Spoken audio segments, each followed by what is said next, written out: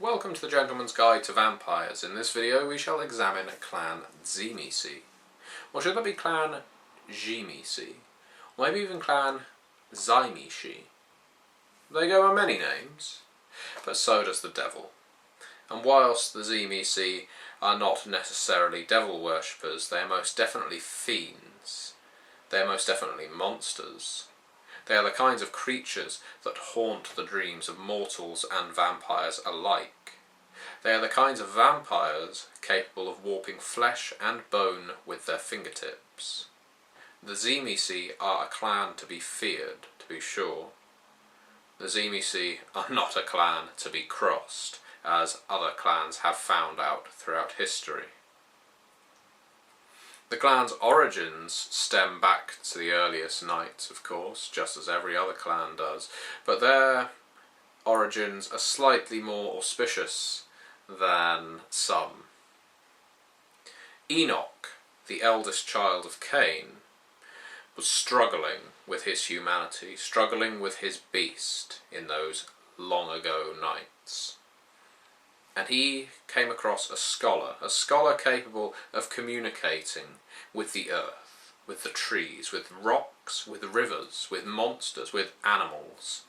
This scholar had such an elemental mastery that Enoch was aghast, agog that there was a mortal with this power, a mortal with this level of enlightenment, a philosopher of early nights before there was such a thing as philosophy.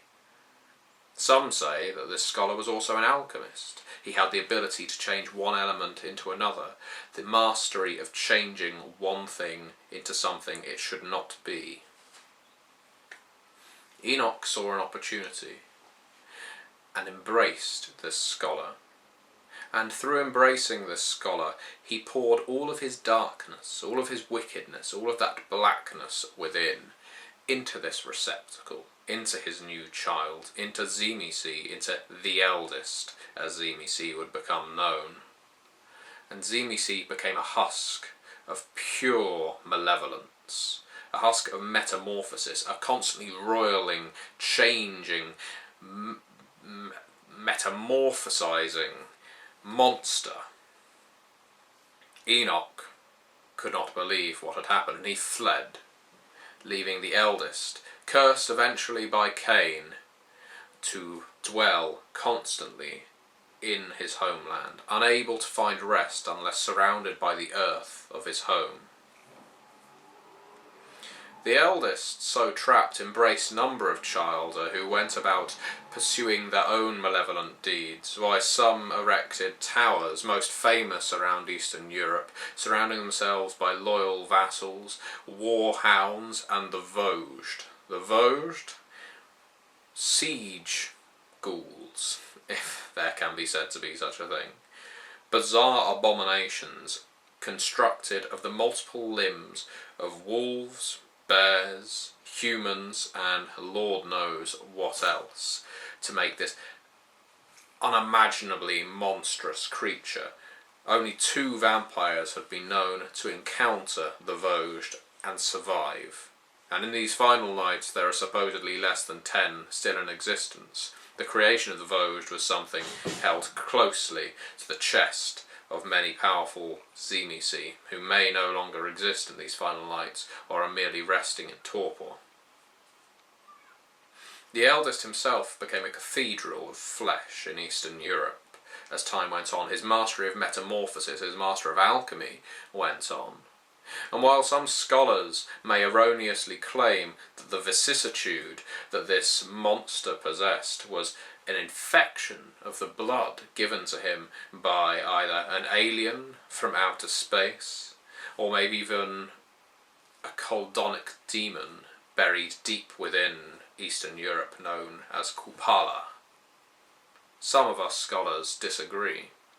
When we hear Bruja scholars say such a thing, we say, "Fie." Vicissitude was no more a curse on the clan Tzimisce than celerity was a curse on the Toreador. Vicissitude was an ability that the eldest possessed in his mortal days, albeit to a lesser extent.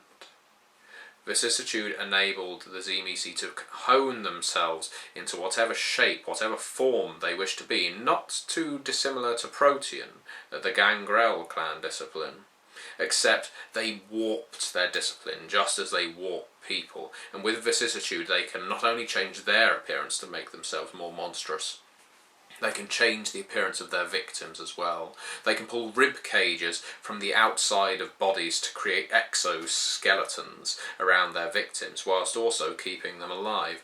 They can create mouths down the torsos, down the arms, down the legs of their victims. They can run their fingertips down a victim's face, removing eyes, nose and mouth, just leaving a blank slate, unable to breathe, unable to drink.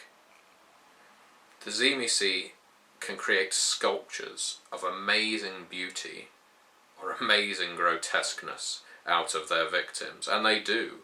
And they keep their strongholds, they keep their fortresses, even to the final night, some in Eastern Europe, some in Western Europe, some in the Americas. They keep these fortresses adorned with these revolting sculptures, these abominations of the flesh that only they can find appealing. Some say it is to scare off their guests, some say it is just merely to perturb the enemies that they invite over. Personally, I believe the Tzimisce do it because they do genuinely enjoy it. They enjoy having that power. They enjoy having the power of vicissitude, and that is why they do what they do. The Tzimisce are more than just mere torturers, and despite history telling us that the eldest of Clan Tzimisce was diablerized in the 15th century, and that led to the Tzimisce joining the Sabbat alongside the La Sombra, who had done a similar act. The Tzimisce cling on to their history, onto their regality, their honour, this sense that they are the most honourable, lordly clan, through to the final nights, or at least some of them do. There is a great disparity between Tzimisce. You have the eldest Tzimisces, the elders, the Methuselahs, who still dwell in their towers in Eastern Europe, still command their legions of warhounds and ghoul families such as the Bratoviches and the Rustoviches. But you also have the youngest Tzimisce, the shovelheads, those Tzimisce that are embraced for nothing more than to act as cannon fodder against the Camarilla. And believe me, the Tzimisce's enmity for the Camarilla knows very few bounds. You will not find a Tzimisce allying himself with the Camarilla, because to join the Tzimisce is to abandon your humanity. While the Toreador, the Bruja and the Ventru may cling on to their humanity like a crutch, the Tzimisce cast it off and they embrace their roads of enlightenment. They embrace the path of honourable accord. They embrace the paths of metamorphosis. They embrace whatever path it is that will allow them to not become bestial, but to become the ultimate tyrant, the ultimate monster. And even shovelheads are capable of doing the same. Shovelheads, a term coined by Tzimisce, they say. The Tzimisce belong to the Sabbat. Or the Tzimisce would correct you if you said that to them. They would say the Sabbat belonged to the Tzimisce. And this has led to many conflicts, for the Tzimisce are a proud clan, and they often come into conflict with their brothers in Clan La Sombra. Both would dominate their sect, the Sabbat, and both completely disregard the anti-tribute of Clans Toreador and all others, despite the fact that the leader of the Sabbat, the Priscus of the Sabbat, is of Toreador anti-tribute. The Tzimisce are a clan to be feared. They not only have their physical abilities, some still possess elements of Coldonic sorcery, that sorcery that the eldest himself was said to possess eons ago, the ability to manipulate the elements of water, air, fire, earth. A base thaumaturgy. And speaking of thaumaturgy, the enmity that the Tzimisce hold for Clan Tremere knows even less bounds than their enmity toward the Camarilla, for the Tremere stole their first blood from a member of Clan Tzimisce. The Tremere first became vampires through stealing blood from a Methuselah of Clan Tzimisce before they went on to diablerize Sorlot and his brood. Despite all this, there are rumours, and indeed my fellow scholar Ander may have told you, that the Tzimisce are excellent hosts, but only if you follow their laws. They have laws to hosting, and for guests. You may only stay unwelcome in a Tzimisce's keep for 3 days and 3 nights. If they no longer want you there after that time, they will kick you out to the wolves baying at their door. Until you are out, of course, they will defend you to the hilt, because they do believe in these laws that they construct around themselves, this fallacy that they are lordly, that they are honourable. If they were lordly and they were honourable, people would not regret falling under Tzimisce domain, because while many Salubri found themselves, when being pursued by their mutual enemy, the Tremere, knocking on a Tzimisce's door and begging for succour, how many nights would it take the Salubri to prefer the dangerousness of the wilderness to the screams constantly coming from the dungeons of a Tzimisce's domain? There is a moral price to pay for residing with a Tzimisce, no matter what protection he may offer you. The Tzimisce are a clan to be feared. They have no morals. They have no humanity.